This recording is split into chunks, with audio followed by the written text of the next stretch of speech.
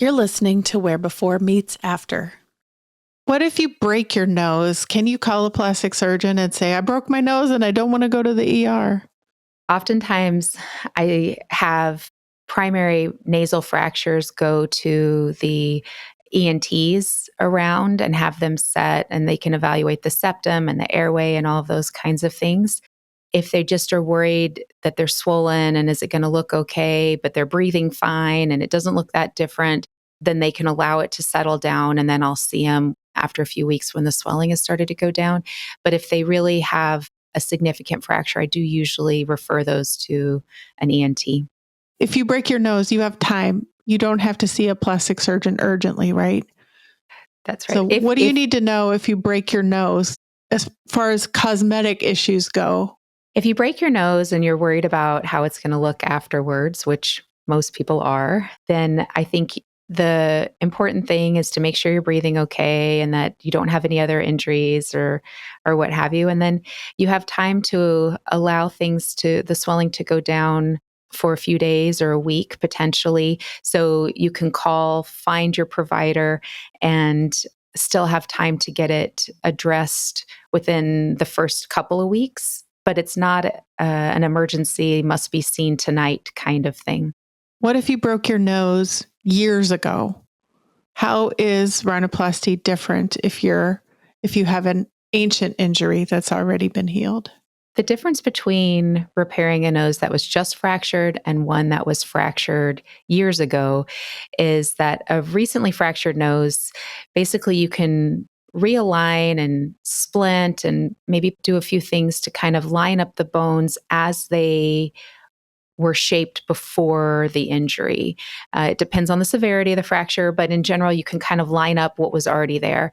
If it's healed and has been healed for years, it may have healed with a depression or something where now the bone is not straight as it once had been. It is actually a curved bone.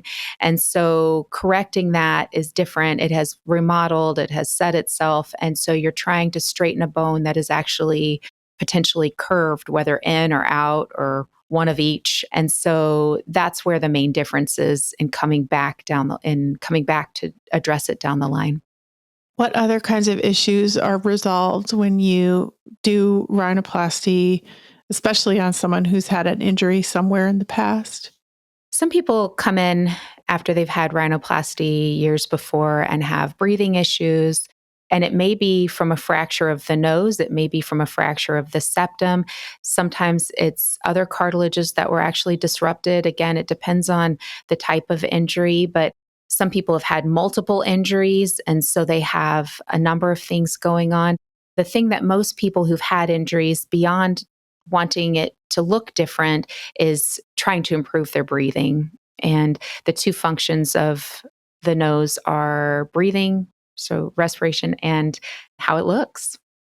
When you correct a breathing issue, is it noticeable right away after surgery that it's been resolved?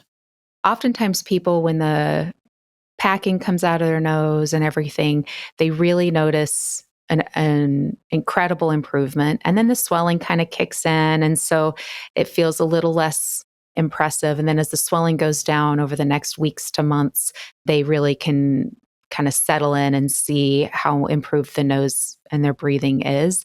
But it is something that, depending on how obstructed the breathing was in the first place, can really be significantly improved right off the start. Thanks for listening. I'm your host, Eva Shea. Follow the show and submit questions for our experts at wherebeforemeetsafter.com. Where Before Meets After is a production of The Axis.